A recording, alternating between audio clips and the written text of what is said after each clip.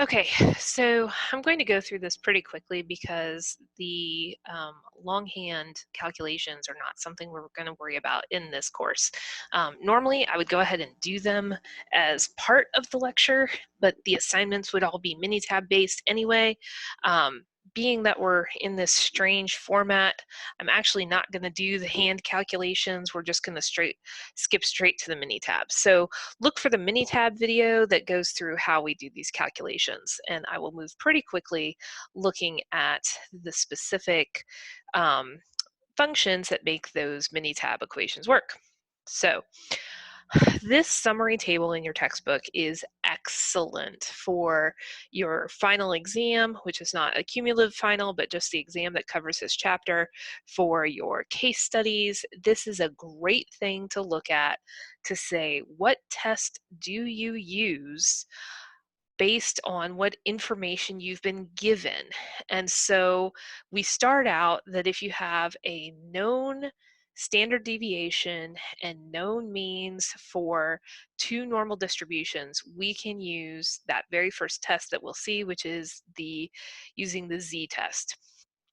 If the sample size is greater than 40, and we have, basically we can assume that the standard deviations are known because it's such a large sample size, we can also use a z-test. Most of the time, we are going to say that the standard deviations are unknown, but then we have two cases, that they are either equal or not equal. And so we have a t-test with a pooled variance and a not pooled variance, and we'll show that in a second. And then finally, if we have a paired t-test, we actually look at the t-test of a single sample, which is the difference between the two. And that difference of the mean, we're looking to compare to see, is the difference between the two samples statistically significant? So like a before and after. The Zoom example says, there's a weight loss study, and a certain number of people do the program and they have their before weight and their after weight. Did the weight loss program statistically significantly reduce their weight? And so you'll see examples of that. The last two we're not going to cover in this class, ratio of variances and difference in proportions. I will talk about them a little probably next week, just in Minitab, of how we do those calculations using Minitab, but we're not necessarily going to do those for this specific chapter. So our chapter really covers the z-test and the variations on the t-test. Our Minitab really functions on the t-tests and the variations thereof. So for a z-test with the difference between the two means, you see that in the numerator, we now have the difference between the two sample means as well as the two population means. And then we have to take the two samples, their standard deviations and sample sizes, and sum them together to get our z statistic. And so our p-values and our rejection criteria stay the same, but our null hypothesis is looking at the difference between the two means, that delta naught, and comparing them to the two sample means. We can calculate our same type 2 error, and we can use that to look at the choice of sample size using the same formulas that we had in the past, but in this case, we're going to be looking at, again, two standard deviations of both samples and the difference between the two samples. So these formulas for the sample size are derivations of the same type 2 error sample size calculations we did in the previous chapter. Now we're just having the difference between the sample means. The confidence interval is huge and gangly and difficult to look at, but really the only thing that's changed is now we have an x bar minus an x2 bar, so we have two different samples. And again, our standard error function there is two standard deviations, both divided by their respective sample sizes. And that's on plus or minus the difference between the two population means. So if you were going to calculate that, You can use the error to calculate that, and again, you see that we combine those sample standard deviations when looking at that. That is the N for the comparison, so we need each of those samples to be that size N.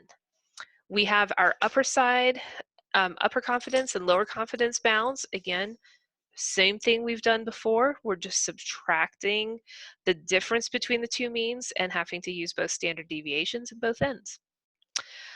So finally, when we're looking at unknown variances, the first thing we have to do is do a pool estimated variance, which is called SP squared.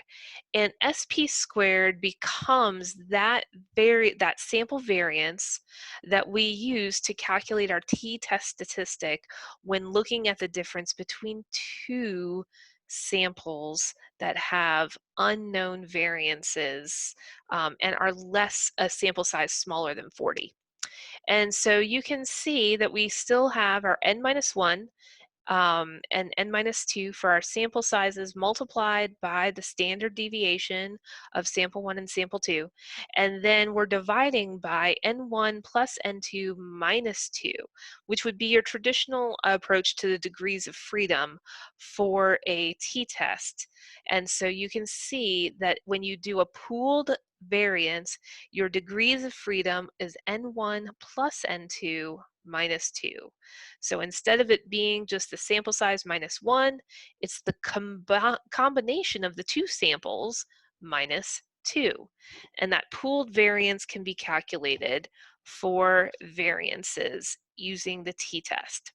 And so then our hypothesis testing stays the same, rejection criteria stays the same, just like we saw in our z-test, but this time we're looking at the difference between the two sample means compared to the hypothesized difference between the two means of the population, and we're using that pooled variance test statistic multiplied by the square root of 1 over n1 plus 1 over n2.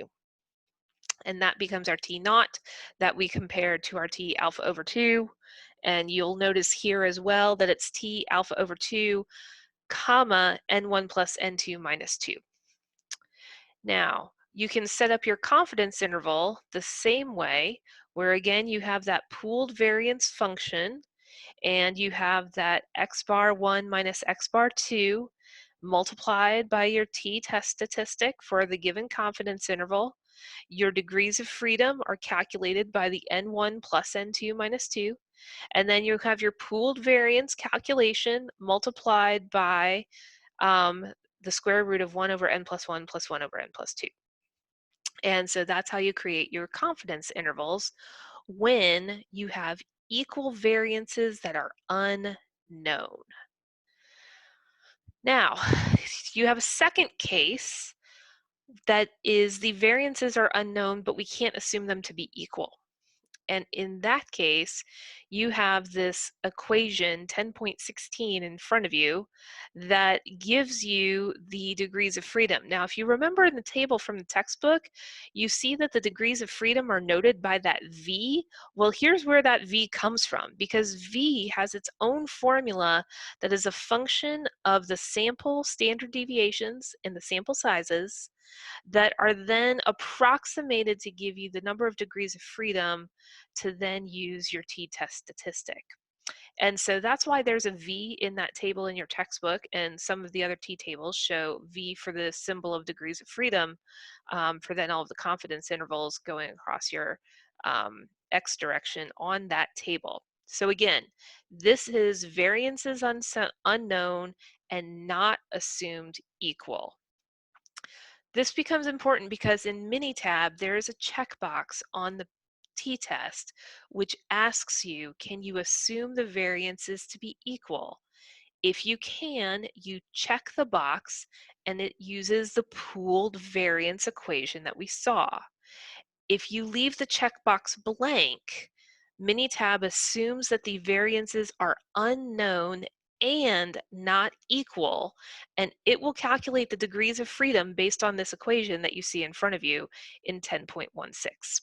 So You can see the confidence interval is still the same format that we've been using, except that we are having to use the degrees of freedom given by equation 10.16, and that's how we calculate that V for degrees of freedom, and that is used in our test statistic.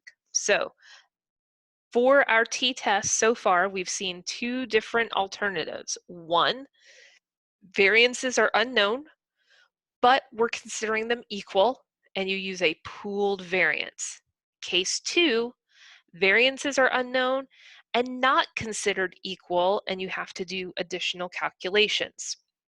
Finally, we have the paired t-test, which is our before and after.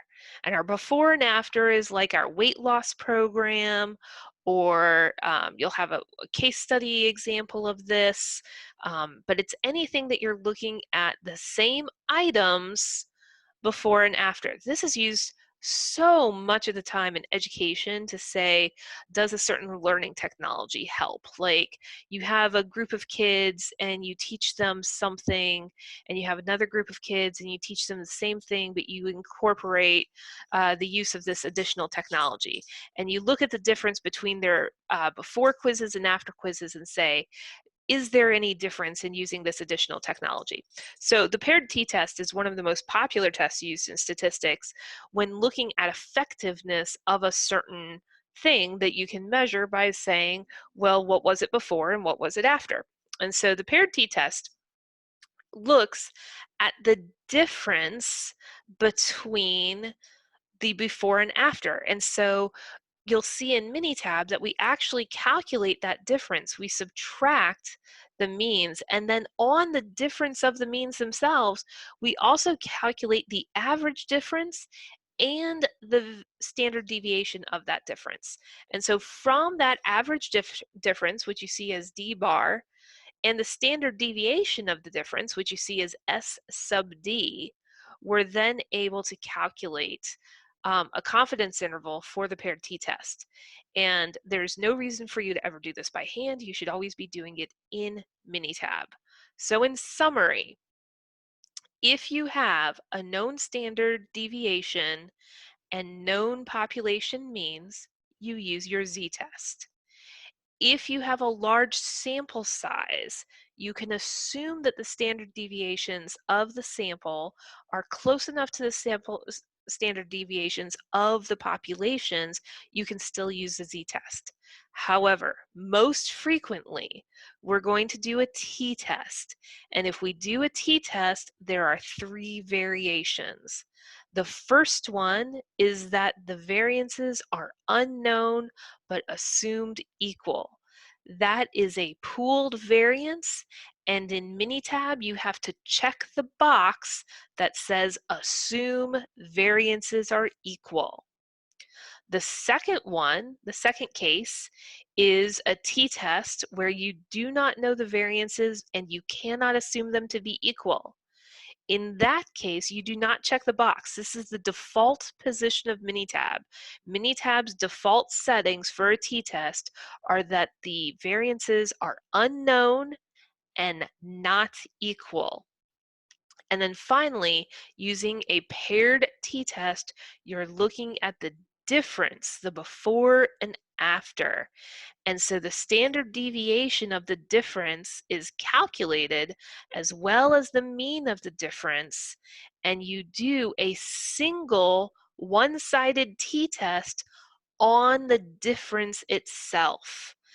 Again, look to the video that is about Minitab and you'll see all of these individual tests perform, and dial in on Thursday so that we can do some more examples on Minitab together. Have a great day.